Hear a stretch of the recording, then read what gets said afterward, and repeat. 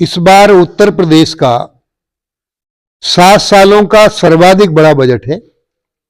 इसमें 8,08,736 करोड़ 6 लाख रुपए का ये बजट है।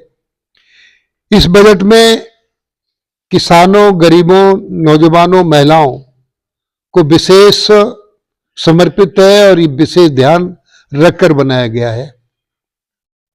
आपने पशुधन के बारे में जो चर्चा की, उत्तर प्रदेश की $1 ट्रिलियन इकोनॉमी हो, $1 ट्रिलियन इकोनॉमी माननीय प्रधानमंत्री नरेंद्र मोदी जी ने कहा किसान की आय दोगुनी हो, तो किसान की आय दोगुनी मात्र खेती से नहीं होगी, किसान की दोगुनी आय पशुपालन से होगी।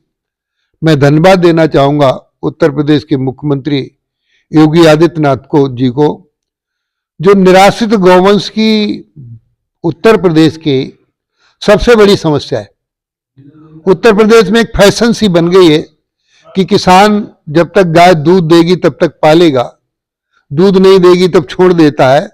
तो ऐसे गौवंश को संरक्षण देने के लिए योगी सरकार ने 2,000 करोड़ रुपए का प्रावधान किया गया है। 2,000 का नहीं, 20,000 का है। एक मिनट,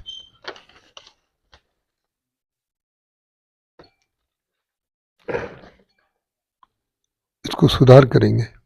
आपने नंबर ठीक बता दिया। 2,000 करोड़ रुपए का प्रावधान किया गया है। और नंदबाबा दुग्ध मिशन के अंतर्गत, क्योंकि आज उत्तर प्रदेश की सबसे बड़ी समस्या, उत्तर प्रदेश में केमिकल दूध मिल रहा है। केमिकल दूध ना मिले, लोग पशु का पालन करें और असली दूध मिले। नंदबाबा दुग्ध मिशन के अंतर्गत बहुत सारे जो विधान किए गए, इसके लिए 140 करोड़ रुपए गौ संरक्षण के लिए। इसके अलावा ये नंदबाबा दुग्ध मिशन में 203 करोड़ रुपए का प्रावधान किया गया है। इसमें कोई भी किसान 2 गायों को उत्तर प्रदेश से बाहर से लाता है। इनमें गायों उन्नत किस्म की देसी नस्ल की गाय, जिसमें गिरी गाय, साहिवाल, हरियाणवी, गंगा तीरी, ऐसी गायों को थार पार कर दूसरे प्रदेश से लाएगा तो एक गाय पर 40,000 रुपए का अनुदान देंगे, 2 गायों पर 80,000 रुपए का अनुदान। 25 गायों की कोई गौशाला चलाता है तो ये 64 लाख की स्कीम है। इसमें 32 लाख रुपए का अनुदान देने का काम किया जाएगा। इस तरीके से दुग्ध उत्पादन को बढ़ावा देने के लिए योगी सरकार समर्पित है। सर, बजट आने के बाद अखिलेश यादव ने कहा है कि क्या कहते हैं, गोरखपुर को गिद्ध प्रजनन संरक्षण केंद्र दिया गया है, तैराकी सिखाने का केंद्र कब दिया जाएगा? क्योंकि जो बरसात में गोरखपुर है वो वहां पे नाव कम पड़ जाती है। देखिए, पूर्वांचल में एक सिंचाई नहर परियोजना बहुत बड़ी लागू की गई है। उसमें बाढ़ में जितनी भी बाढ़ आती है उस समय उस नहर परियोजना में डालकर, जो अखिलेश जी ने कहा है कि बाढ़ से बचाने के लिए अब उत्तर प्रदेश में बाढ़ विनाशकारी नहीं होगी, लाभकारी होगी। बाढ़ का पानी उसी नहर में डालकर किसानों की सिंचाई करने का काम किया जाएगा।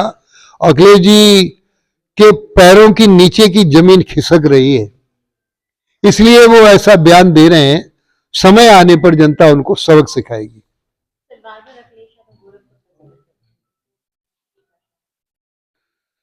गोरखपुर वैसे भी आज से ही नहीं, पर्यटन की दृष्टि से प्रारंभ से मजबूत है। गोरक्ष धाम है। मैं बस्ती जिले में बैठा था, मैं वहां का प्रभारी रहा हूं।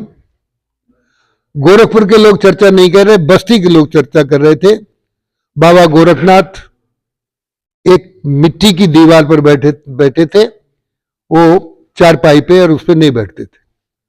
देवरा बाबा शेर पर चढ़कर आ रहे थे उनसे मिलने, तो गोरखनाथ बाबा ने कहा दीवाल से, चल दिवलिया, बाबा का स्वागत करना है। तो दीवाल मिट्टी की चलने लगी थी। यह है गोरक्षपीठ का स्थान और महत्व।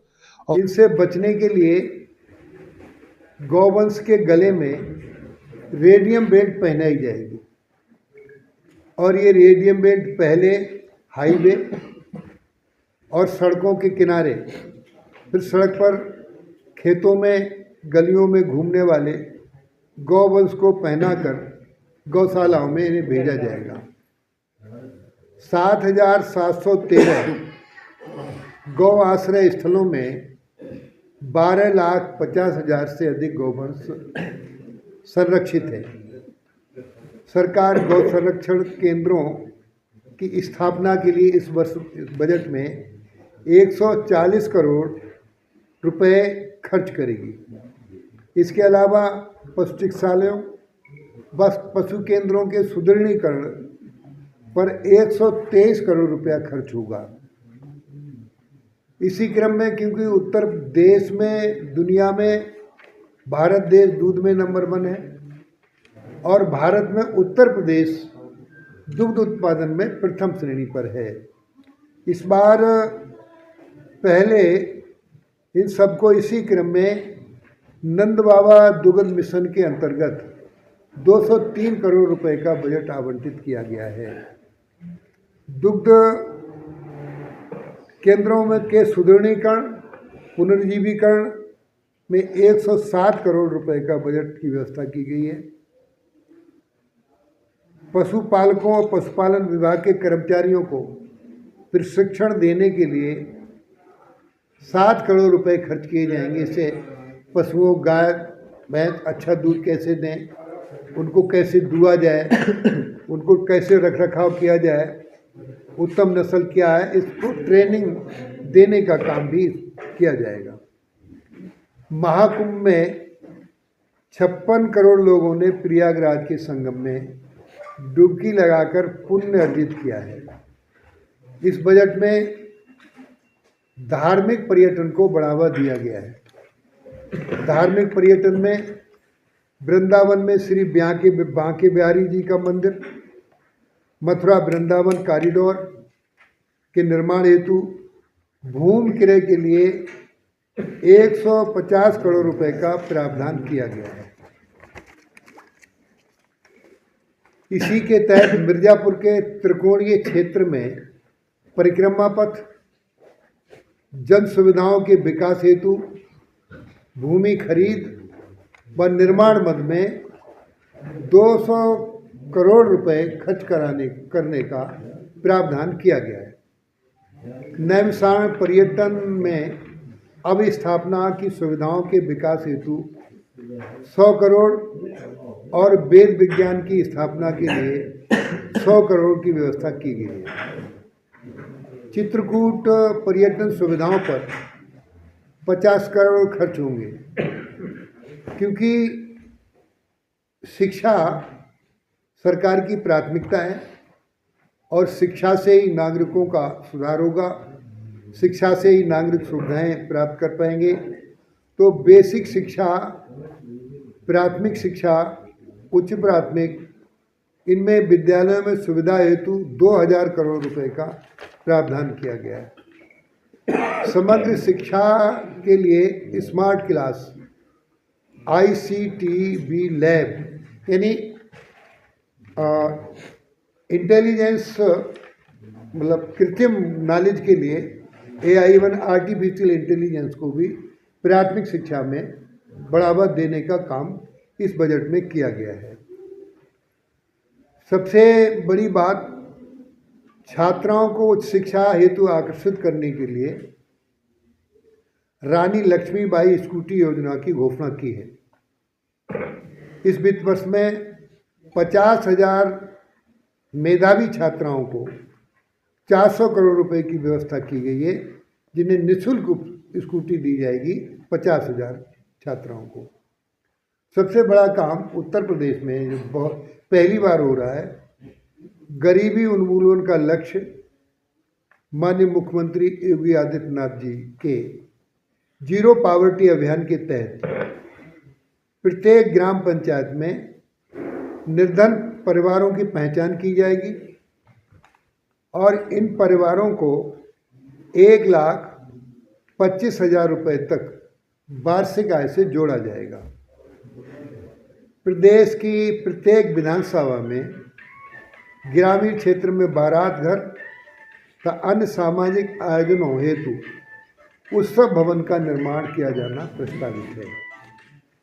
आदर्श स्मार्ट नगर योजना के जरिए बरेली महानगर को विकास की रफ्तार दी जाएगी।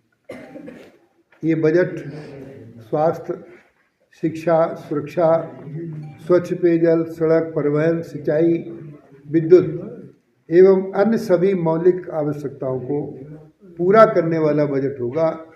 इस बजट से उत्तर प्रदेश की उन्नति में विशेष सहयोग दिया जाएगा।